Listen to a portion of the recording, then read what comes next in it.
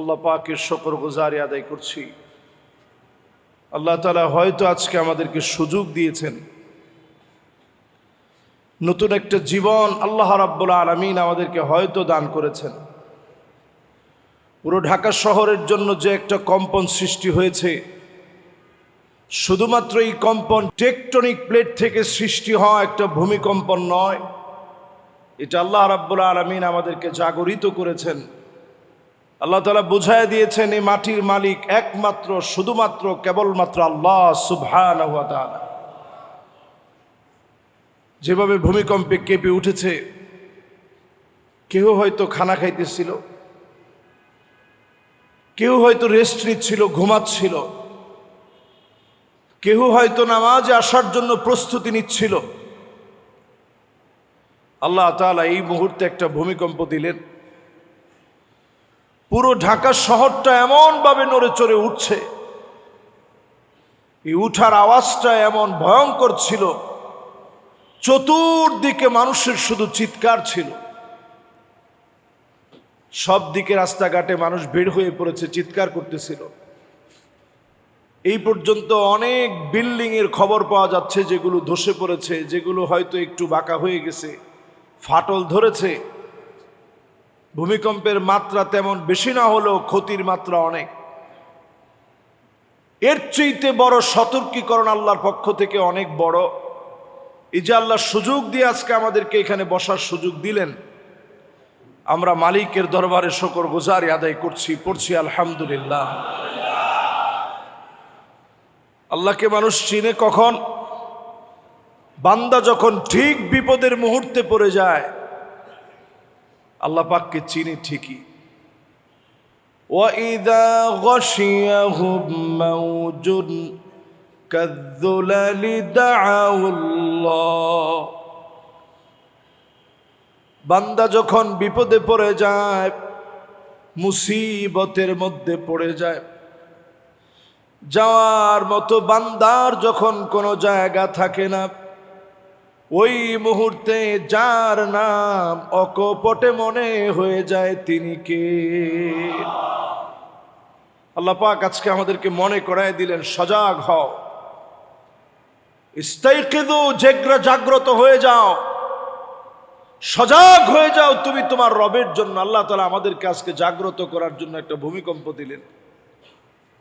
হাদিসের ভিতরে ভূমিকম্পের যে কারণগুলা পাওয়া যায়, যে আয়াতে কারিমা আমি তেলাওয়াত করেছি, এই আয়াতে কারিমা থেকে একটু যদি অনুধাবন করার চেষ্টা করেন, আওয়ালা ইয়ারাউনা আন্নাহুম, তারা কি দেখে না নিশ্চয়ই তাদের উপরে ইউফতানুনা ফি কুল্লি আমিন মাররাতান আও মাররাতাইন, প্রত্যেকটা বছরে আমি আল্লাহ রাব্বুল আলামিন বড় বড় এক অথবা দুইটা পরীক্ষা নিয়ে থাকি। তাহলে বলেন, প্রত্যেক বছরে আল্লাহ তাআলা পরীক্ষা নেন কয়টা? বড় বড় এক অথবা দুইটা পরীক্ষা আল্লাহ তাআলা নেন। উদ্দেশ্য হচ্ছে সুম্মা লা ইয়াতুবুনা ওয়ালা হুম ইয়াযাক্কারুন, এরপরেও তোমরা তাওবা করে আমি আল্লাহর দিকে আসো না, আমার একটু স্মরণ করো না। আজ যদি তাওবা করে আল্লাহকে স্মরণ করে বেনামাজি যদি নামাজি হয়ে যায়, মদখোর মদদী জেনাকার বেপরদানিশীল নারীরা যদি পর্দানিশীল হয়ে যায়, সমাজ থেকে যিনি ভূমিকম্প উঠায় নিবেন তিনি কে? ভূমিকম্পের অনন্য কারণ ইদা তুখিদাল ফাইউ দুআলা, রাষ্ট্রীয় সম্পদ নিজের বানায় নিবে, রাষ্ট্রীয় সম্পদের ক্ষেত্রে আমানত থাকবে না। রাষ্ট্রীয় সম্পদ যখন বক্ষণ করা হবে, ভূমিকম্প চলে আসবে। রাষ্ট্রীয় সম্পদের হিসাব না থাকা, রাষ্ট্রীয় সম্পদের হিসাব সংরক্ষণ না করা, জনগণকে ঠকানোর কারণে ভূমিকম্প হয়। আমার মনে হয় বাংলাদেশের মতো জনগণকে ঠকানো হয় এমন কোন রাষ্ট্র পৃথিবীর ভিতরে খুঁজে পাওয়া যাবে না, ঠিক কিনা বলে? সবচেয়ে বেশি জনগণ এদেশে ক্ষতিগ্রস্ত। মানুষের ব্যবসা বাণিজ্য, জনজীবন এখন হুমকির মুখে। এই যে অবস্থা, এটা পৃথিবীর ভিতরে ভূমিকম্প আসার অনন্য কারণ। ওয়াল ফাইয়ুদওয়ালা ইযা তুখিযাল ফাইয়ুদওয়ালা ওয়াল আমানাতু মাগনামা, আমানতদারি থাকবে না, মানুষের ভিতরে আমানতদার খুঁজে পাওয়া যাবে না। এখনকার সময় মিলায় দেখেন, 100 জনের ভিতরে আপনি টার্গেট নিয়ে খুঁজে দেখেন, আপনি যদি ওই লোকটার সঙ্গে লেনদেন করেন, ওই লোকটাকে আপনি লেনদেনে ছাপ পাবেন না। কারো কাছে যদি আপনি কর্জে হাসানা দেন, কাউকে সওয়াবের নিয়তে দিলেন, এই টাকা আপনি ফেরত পাবেন না।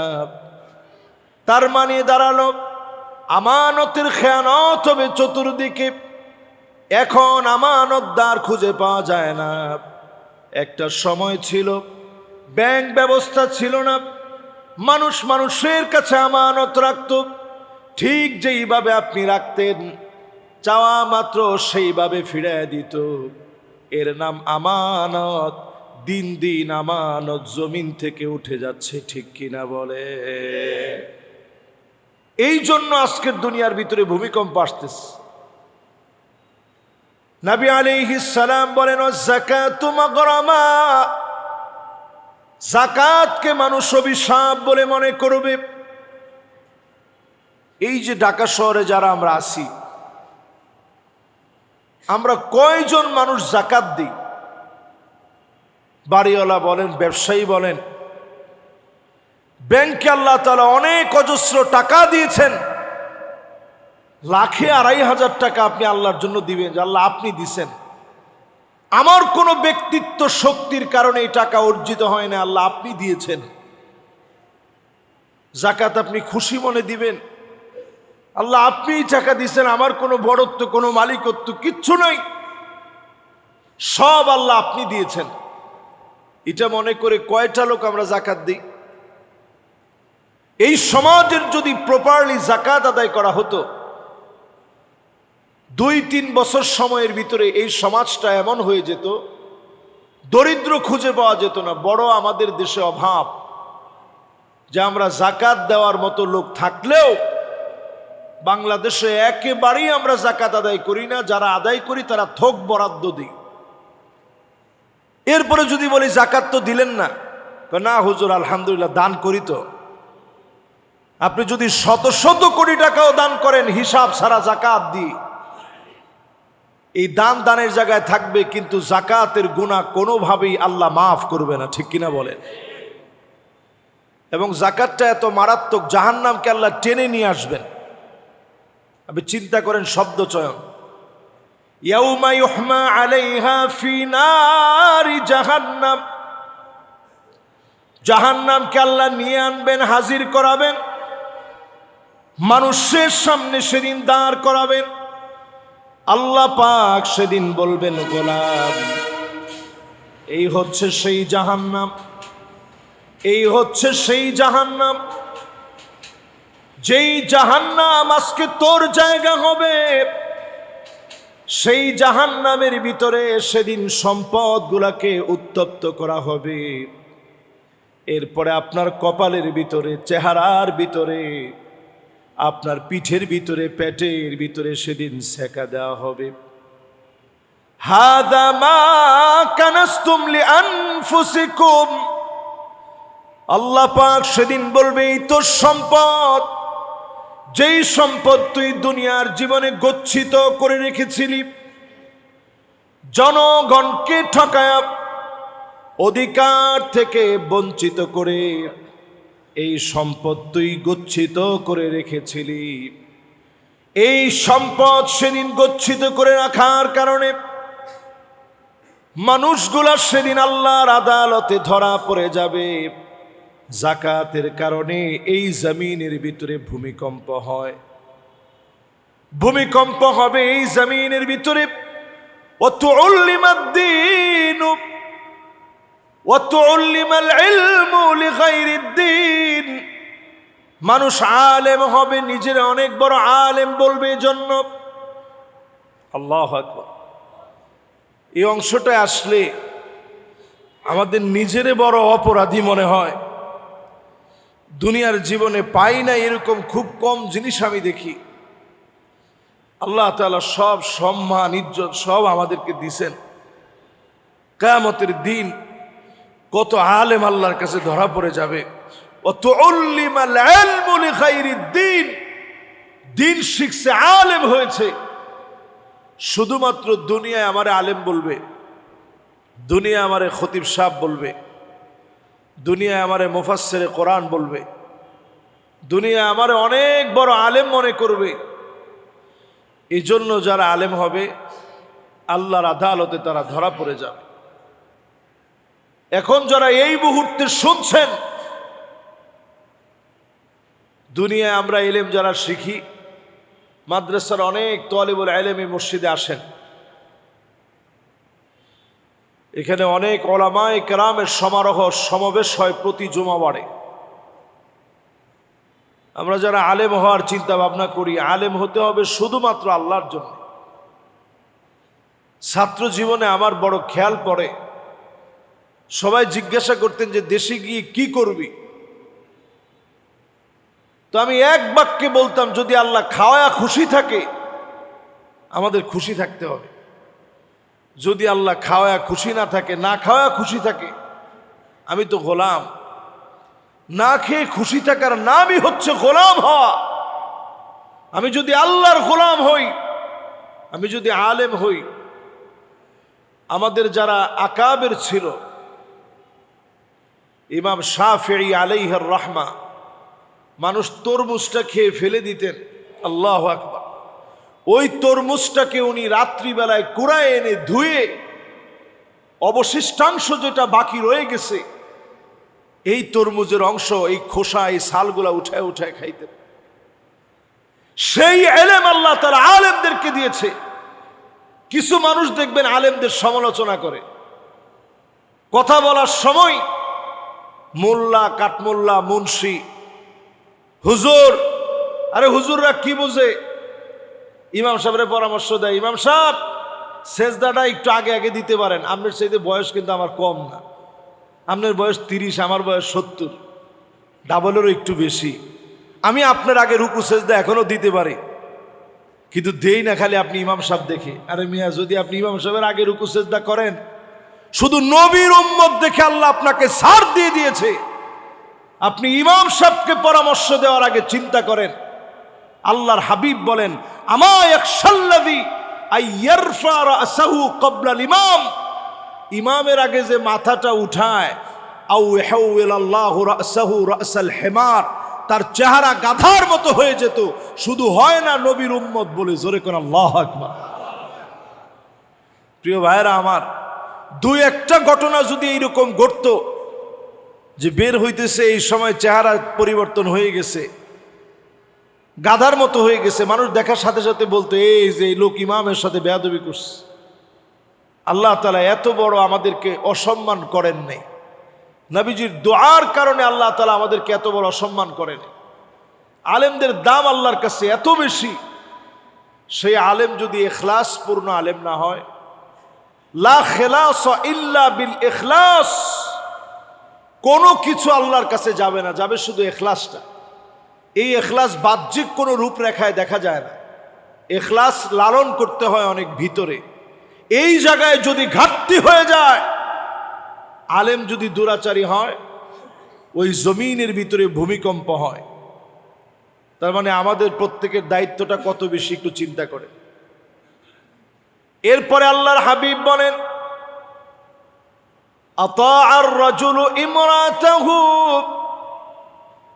স্ত্রীর কথা স্বামী উঠবে আর বসবে, স্ত্রীর কথা মতো স্বামীরা চলবে, স্ত্রীর কথা মতো স্বামীরা চলবে, স্ত্রী যেমনে বলবে অমনে চলবে। আজ আপনি তাকায় দেখেন, নারী অধিকারের নাম করে নারীদেরকে এত বেশি প্যাট্রোনাইজ করা হচ্ছে। তাকায় দেখেন উম্মতে মুহাম্মাদি শেষ জামানার উম্মত। আজ আমাদের নারীরা এমন হয়ে গেছে, তাকায় দেখবেন এমন হয়ে গেছে, গড়ে গড়ে কাসিয়াতুন আরিয়াত, অধিকাংশ নারী এমন পোশাক পরে মনে হয় কোনো পোশাক পরে নাই। নিজেরা আবৃত করে রাখে এমন পোশাকে মনে হয় কোনো পোশাক পরে নাই। মেয়েরা ছেলেদের মতো ড্রেস আপ পরে, ওয়েস্টার্ন ড্রেস আপ করে, অবলীলায় যারা বের হয়ে যায়। এই ড্রেস আপগুলার কারণে আল্লাহর গজব চলে আসে, জমিনের ভিতরে ভূমিকম্প হয়। একটু হিসাব মিলায় দেখেন, যতগুলা নবীজি 1500 বছর আগে বলে গেলেন, আজকের ভূমিকম্প 5.7 মাত্রার ভূমিকম্প। রেখটার স্কেলে নরসিংদী থেকে মাধবদী থেকেই ভূমিকম্প উৎপত্তি হয়েছে। যদি এর মাত্রা 9 মাত্রায় হতো, হয়তো বা আজকের এখানে বসে কথা বলার হতো না। বাংলাদেশটা এমন ভাবে পিছায় যেত, 1-2 দিনের জন্য নয়, 100 বছরের জন্য পিছায় যেত। ডিজিটাল স্বপ্ন শুধু ম্যাজিক্যাল হয়ে যেত, সব জায়গায় পড়ে থাকতো। পুরা বড় বড় বিল্ডিং গুলা সব সেজদা অবনত হয়ে যেত। আমরা হয়তো আল্লাহর কাছে চলে যেতাম, যার যার আমল নিয়ে হাজির হয়ে যেতাম। আজকের দিনে কল্পনা করেন কতজন আল্লাহর সামনে দাঁড়ায় যেতাম। আজকেও ফজরের নামাজটা আমরা আদায় করি নাই, আজকেও ফজরের নামাজ পড়ি নাই। আল্লাহ পাক যখন আমারে ডাক দিতে নাই, কেন ফজরের নামাজ পড়লি না? ফেরেশতারা ডেকে ডেকে আনতো তারিকুস সালাত। অনেকগুলা নামাজ পরিত্যাগকারী আজকে বাংলাদেশ থেকে বিদায় হয়েছে। আমাদের নামটা হয়তো ওই কাতারে চলে যেত। অসংখ্য লোকেরা বেনামাজি হয়ে দাঁড়াতো, অসংখ্য লোকেরা মালিকের সামনে চেহারা দেখাতে পারত না। আজকে আল্লাহ তাআলা নতুন করে নরম একটা সংকেত দিয়ে দিলেন।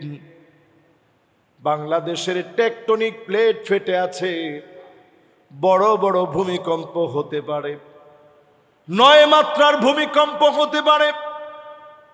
আমি আপনাদেরকে ভয় দেখাচ্ছি না, সজাগ করতেছি। এই জমিনের লোকগুলা যদি নামাজি হয়ে যায়, আল্লাহর কসম এ জমিন থেকে যিনি ভূমিকম্প গুলাকে উঠায় নিবেন তিনি কে? নবী আলাইহিস সালাম বলেন, আক্কা উম্মাহু, সময় আসবে এমন যেই সময়ে দেখবেন মায়ের সঙ্গে খারাপ ব্যবহার করা হবে, মায়ের সঙ্গে দুরাচার করা হবে। প্রতিনিয়ত মাকে ধমক দিয়ে কথা বলা হবে। এই জন্য জমিনের ভিতরে ভূমিকম্প হবে। আজকের জমানায় প্রযুক্তি যত বেশি উৎকর্ষ সাধন করেছে, আপনি হিসাব করে দেখবেন অধিকাংশ যুবক এখন মায়ের সঙ্গে খারাপ ব্যবহার করে, ধমক মেরে কথা বলে, জারি মেরে কথা বলে। ও যুবক, তুমি জারি মেরে মাকে কথা বললা, তোমার কারণে আল্লাহ রাগান্বিত হয়ে গেছে। আজকের ভূমিকম্প একদিনে হয় নাই, একদিনে ভূমিকম্পটা হয় নাই, তোমার দীর্ঘদিনের বদ আমলের কারণে ভূমিকম্প হয়েছে। আকসা আবাহু, বাপকে দূর দূর করে সন্তান তাড়ায় দিবে, বাপেরে বড় বোঝা মনে করবে। আজকে অসংখ্য সন্তান আছে বাপেরে বোঝা মনে করে, বাপেরে কখনো মূল্যায়ন করে না। বাপটা তো এমন, এই পৃথিবীর ভিতরে একজন মানুষ এমন আছে যে তোমারে দেখতে চায়, তুমি তার চাইতে অনেক বড় হবা। আমি দেখতে চাই আমার ছেলে আমার চাইতে বড় আলেম হবে, আমার চাইতে বড় জায়গায় বসবে। প্রত্যেক বাপ দেখতে চায় তার চাইতে তার সন্তান ভালো কিছু করবে। বাপ তো এমনই হয়, যে বাপেরা এত আদর করে তিল তিল করে সন্তানগুলারে বড় বানায়, এই সন্তানেরা অনেকেই বাপরে ভুল বুঝে, বাপরে পর মনে করে, দূর দূর করে বাপরে তাড়ায় দেয়। নবী আলাইহিস সালাম বলেন, আদনা সাদিকহু, বন্ধুরে বড় আপন মনে করে। করেনি? এই সমাজের ভিতরে বন্ধু যা বলে, আহা, সমাজের অবস্থা এমন হয়ে গেছে, বন্ধু যা বলে তা। আল্লাহু আকবার। এই যে যা যা রাসূল বলে গেছে 1500 বছর আগের কথা, একটু মিলায় দেখেন তো, আজকে থেকে 50 বছর আগে কয়টা মিলতো আর এখন কয়টা মিলে?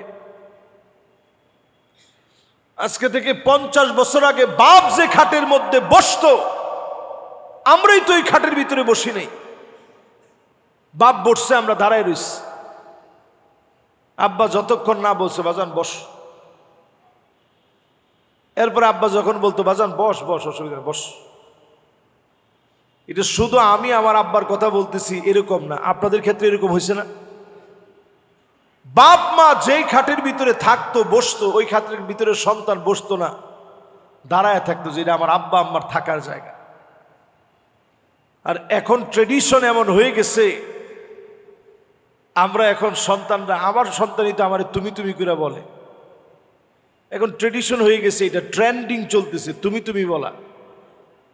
তো এটা আমি খারাপ বলি না, বলো, কিন্তু আপনি একটু চিন্তা করেন, আমরা কি তুমি করে বলতে পারছি? চোখে চোখে তাকায় বাপের সাথে কথা বলা তো অসম্ভব, তুমি বলা তো বহুত দূর কা বাত হ্যায়।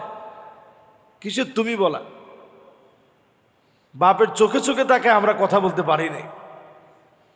আর এখনকার সময় ট্রেন্ডিং এমন, বাপের কাছে এখন আমাদের আবদারের শেষ নেই। 50 বছর আগেই সমাজটা এমন ছিল না। বাপের মানুষ সম্মান ইজ্জত করতো যেমন, আবার বন্ধু মনে করতো তেমন। সব কথা এসে বাপের কাছ থেকে পরামর্শ নিত, যে আব্বা আমি তো চিন্তা করতেছি এইভাবে পড়বো, কেমন হয়। কিন্তু এখন আর বাপের কিছু জিজ্ঞাসা তো করেই না। বাপ যদি বলে বাজান কি সিদ্ধান্ত নিলি, তুমি কি বুঝবা? বাপ মনে মনে চিন্তা করে, আসলে তো আমি কি বুঝবো, আমি তো এই যুগের লোক না। আল্লাহু আকবার। নবীজির কথাগুলা কত সত্য, বিশ্বাস করেন। 10:37 যখন ভূমিকম্পটা হয়, আমার কাছে মনে হইল যে এইবারের ভূমিকম্পটা একটু ভিন্ন রকমের। আমি গতকালকে কুমিল্লা মাহফিল শেষ করে দেবিদ্বার থেকে আসছি, ফজরের নামাজ পড়ে আইসা একটু ঘুমাইছি। তো আমি অ্যালার্ম দিয়ে রাখছিলাম যে 11টার দিকে আমি ঘুম থেকে উঠব। দেখেন, অ্যালার্মের আগে আল্লাহ তাআলা একটা অ্যালার্ম দিয়ে দিছে, তোর অ্যালার্ম বাজার আগে তুই উঠে যা। প্রকম্পনটা এত ভয়াবহ ছিল, আমার হৃদয় কেঁপে উঠছে যে এত ভয়ঙ্কর একটা প্রকম্প হতে পারে, এত ভয়ঙ্কর একটা কম্পন হতে পারে। আর চতুর্দিকে মানুষের শুধু চিৎকার শুনছিলাম আমি। আশেপাশের মানুষগুলা বিল্ডিং থেকে দৌড়ে নেমে গেছে, যে আল্লাহ এই মনে হয় এবার ধরে ফেলছে। এরপরেও যদি আমরা নিয়ত শুদ্ধ না করি, শুধু ফেসবুকে একটা স্ট্যাটাস দিই, আহারে বড় একটা ভূমিকম্প হয়ে গেল, আল্লাহ বাঁচায় দিস, এরপরেও যদি নামাজের দিকে না আসেন, আল্লাহ তাআলা বড় মাপের ধরবে আমাদের। এরপরে নবী আলাইহিস সালাম বলেন, এমন সময় আসবে, যাহারাতিল আসওয়াতু ফিল মাসাজিদ, মসজিদের ভিতরে হট্টগোল হবে, ক্ষমতার দ্বন্দ্ব হবে, মারামারি কাটাকাটি মসজিদের ভিতরে শুরু হয়ে যাবে। আমি প্রশ্ন করতে চাই, এখন মসজিদের ভিতরে হট্টগোল আছে না? না, আপনারা যেরকম আছে বললেন, আসলে কি আছে? সারা বাংলাদেশে মসজিদের ভিতরে এখন হট্টগোল হয়, আলহামদুলিল্লাহ আমাদের মসজিদটা ব্যতিক্রম। এখানে খুতবা শুরু হয়ে গেলে পিনপন নীরব একটা পরিবেশ থাকে। এটা আল্লাহ তাআলার মেহেরবানি। আমি আপনাদের কাছে আল্লাহ শুকরিয়া আদায় করার পরে আপনাদের প্রতি কৃতজ্ঞ যে আপনারা কথাগুলো বোঝার চেষ্টা করেন। আচ্ছা, আমি বয়ান করতেছি, আপনারা যদি টুকটাক কথা বলা শুরু করেন, আমি কতটুকু বলে আপনাদেরকে বারণ করতে পারবো বলেন? কিন্তু আপনারা এই যে নিচ থেকে নিশ্চুপ হয়ে শুনতেছেন। আমার মুতাল্লিস সাহেব আমি আসার সময় বলতেছিল, হুজুর আজকে একটু ভূমিকম্প নিয়ে বইলেন। বাবু ভাই আসার সময় বলতেছিল, হুজুর একটু আজকে ভূমিকম্প নিয়ে বইলেন। তার মানে আপনি বুঝতেছেন সবার ভিতরে একটা ধাক্কা লেগে গেছে। এই তো মনে হয় আমাদের সতর্ক হওয়ার সময় চলে আসছে, ঠিক কিনা বলেন? প্রিয় ভাইরা আমার, নবীজি এরপরে বলেন, সাদুল কবিলা ফাসিকুহুম, ফাসিকেরা এলাকায় এলাকায় নেতা হয়ে যাবে, বড় বড় নেতা হবে। জাইমুল কওমে আরজালুহুম, বড় বড় নেতা হবে, বড় বড় দুশ্চরিত্র। আল্লাহ নবী 1500 বছর আগে বলে গেলেন, অধিকাংশ জায়গায় কাউমে কাউমে এলাকায় এলাকায় ফাসিকরা নেতা হয়ে যাবে, বড় বড় নেতাগুলা হবে বড় বড় দুশ্চরিত্র। এমন অবস্থা এখন বাংলাদেশে আছে না? না, জাইমুল কওমে আরজালুহুম, সবচেয়ে বড় বড় নেতারা, আরজালুহুম সবচেয়ে নিকৃষ্ট চরিত্রের হবে। আমি আর ব্যাখ্যা বিশ্লেষণে যেতে চাই না, শুধু হাদিসটা বললাম, অনুবাদ বললাম, ঠিকঠাক আপনারা বলছেন। এবার আপনারা বলেন আসলে ঠিক? আল্লাহ রসুল বলছে বেঠিক হয় কেমনে মেয়া? 100% ঠিক। আপনি যেই নেতার পিছনে স্লোগান ধরেন, ওই নেতার যদি নামাজ না থাকে, ওইটা কেমন নেতা?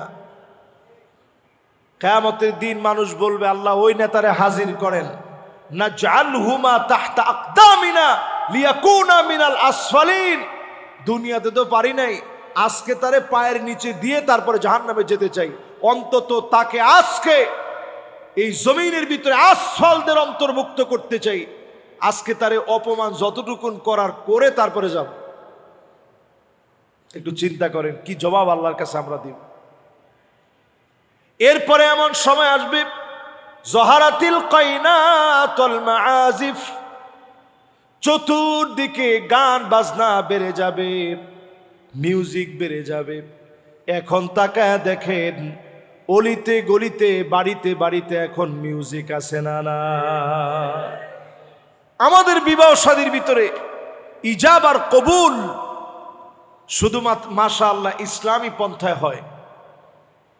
হুজুর একজনকে নিয়ে মোনাজাতটা ইসলামী পন্থায় হয়, বিবাহের খুতবাটা ইসলামী পন্থায় হয়।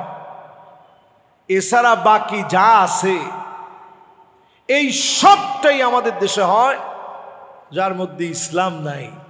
মিউজিক দিয়া শুরু হয়, জোরে কন কি দিয়া? আহারে, আপনি বরকত কেমনে আশা করেন? আইসারুহা মাউনা, বরকত হবে ওই বিয়ের ভিতরে যে বিয়ে সহজ হবে। আর আমাদের বিয়ের ভিতরে সহজ তো দূরে থাক, বিয়ের নাম নিলেই 10 লাখ টাকা অনুষ্ঠানে খরচ, 10 লাখ টাকা যৌতুক, এগুলো আছে না নাই? তো ভূমিকম্প হবে না কি হবে কোন? এরপরে নবীজি বলেন শরিবাতিল খামর, এই জমিনে ভূমিকম্প হবে, প্রচন্ড ভূমিকম্পে কেঁপে উঠবে, শুধুমাত্র কেবলমাত্র অনন্য কারণের ভিতরে অন্যতম কারণ মদ পানের কারণে। চতুর্দিকে মদ পান হবে, শরিবাতিল খামর, চতুর্দিকে মানুষ মদ পান করবে, দেদারসে মানুষের ভিতরে মদ চলবে। কেমন যেন মদটাকে নিষিদ্ধ হওয়ার পরেও মানুষ বৈধ বলে মনে করবে। এখন বাংলাদেশে মদের লাইসেন্স পাওয়া যায়, লাইসেন্স করে তারপরে তিনি মদ খান। আহারে মানুষ কবে শুধরাবে? কবে আল্লাহর দিকে আসবেন? কবে একটু নিজেরে পরিবর্তন করবেন? কবে নিজেরে নামাজি হিসাবে দেখবেন? বয়স চলে যাচ্ছে। যারা আমার সামনে বসছেন, আর 3-4টা মিনিট সময় নেই। আজকে জীবনে তো আর কথা না বলতেও পারতাম। যারা আমার সামনে বসছেন, প্রিয় ভাইয়েরা আমার, জীবনের একটা সময় থাকে সবই, একেবারে জীবনের ছোটবেলা, শিশুকাল। তখন হামাগুড়ি দিতে মজা লাগে, বাপের হাতে ধরে হাঁটতে মজা লাগে, জীবনের কোনো টেনশন নেই। 10 বছর পর্যন্ত এই সময়টাকে সবই বা জীবনের শিশুকাল বলে। এখান থেকে মানুষ চলে যায় গোলাম। একটু একটু তখন বাপেও চড় থাপ্পড় দেয়, এই নামাজ চল, ঠিক নেই, এটাকে বলে গোলাম। এই 10 থেকে নিয়ে 15 বছর বাপ মায় শাসন করে, এই এটা করিস না, এটা কর। আগে সব আদর করে বুঝাইছে, এখন হালকা হালকা হালকা হালকা একটু মাইটের দেয়, এটাকে বলে গোলাম। এই সময়টা অত্যন্ত সেন্সিটিভ। এরপরের সময়টা শাবুন, পূর্ণ যৌবনা, যুবক। এই সময়টা শুরু হয় আমার আপনার জীবনে 15 বছর থেকে শুরু করে 40 বছর পর্যন্ত বয়সটাকে যৌবনের সময় বলে। মানে আপনি বালেগ হয়ে গেছেন, এই সময়টা আল্লাহ তাকায় থাকে আপনার দিকে। শাবুন নাশা ফি ইবাদাতিল্লাহ, ও যুবক, এই সময়টা তুমি আল্লাহকে ডাকার সময়, এই সময়টা আল্লাহকে ডাকার সময়। এই সময়টাতে যে যত বেশি আল্লাহর কাছে প্রিয় হবে, তত বেশি মালিক আপনারে আপন বানায় নিবে। এই সময়টাতে যে যত বেশি আল্লাহরে ডাকবে, আরশে আজিমের নিচে জায়গা হয়ে যাবে, মালিক বড় আদর করে ভালোবেসে নিবেন। যুবকেরা যদি পরিশুদ্ধ হয়ে যায়, এ সমাজ পরিশুদ্ধ হবে। এরপরে একটা সময় আসে 40 থেকে নিয়ে 60, এটাকে মুদ্দাতুল কুহুল বলা হয়। চোখের নিচে দেখবেন সুরমা দিলে যেমন দাগ পড়ে, 40 থেকে 60 বছরে সুরমা ছাড়া অটোমেটিক্যালি ঘুম কম হওয়ার কারণে দাগ পড়ে যায়, ঠিক নেই? সুরমা লাগে না, তাকাইলে দেখবেন চোখের নিচে কালো হয়ে গেছে, চোখটা ফুলে গেছে। 40 থেকে 60 এই বছরটা মুদ্দাতুল কুহুল, এটা অটোমেটিক্যালি সুরমা দেওয়া থাকে আল্লাহর পক্ষ থেকে। এরপরে অনেকে ওইটা ঢাকার জন্য আলগা একটা সুরমা দেন, দিলে কোনো খারাপ না, দিবেন। চোখের নিচে ফুলে গেছে, কালো হয়ে গেছে, তখন চিন্তা করেন একটু সুরমা দিয়ে রাখি। এই বয়সটা মানুষের জীবনে চলে আসে। এরপরের বয়সটা 60-এর উপরে। সুম্মা নুআম্মিরুহু নুনাক্কিসুহু ফিল খালক, সৃষ্টির ভিতরে দুর্বলতা চলে আসে, শরীরটা দুর্বল হয়ে যায়, চাইলে আগের মতো সব এখন আর করতে পারেন না। আগের মতো আর শরীরে শক্তি পাওয়া যায় না। এই 60 থেকে নিয়ে ঊর্ধ্ব যতদিন পর্যন্ত আপনি বাঁচবেন, এ বয়সটার নাম শাইখুন, বৃদ্ধ বয়স, বার্ধক্যের কাল এটি।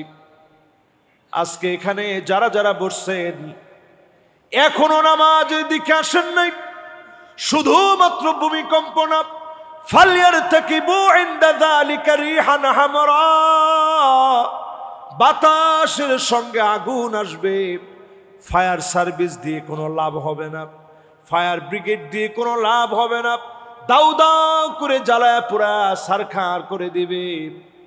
ফালইয়ারতাকিবু ইনদা যালিকা রিহান হামরা, চতুর্দিকে দাউ দাউ করে আগুন জ্বলবে। এরপরে ভূমিকম্প হবে, এরপরে এই জমিনের ভিতরে নতুন নতুন আযাব আসবে, রোগ শোক চলে আসবে, জায়গায় জায়গায় মানুষ নতুন নতুন রোগে মারা যাবে। এখন ক্যান্সার কম না বেশি?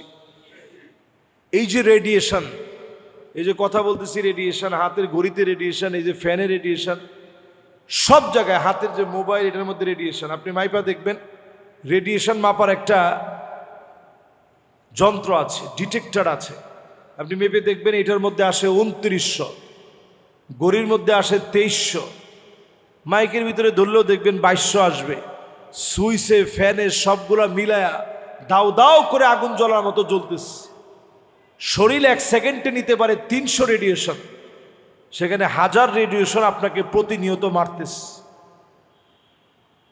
ছোট বাচ্চাদের 10 গুণ বেশি ক্ষতি হয়, তাদের মস্তিষ্কের খুলিটা নরম থাকে।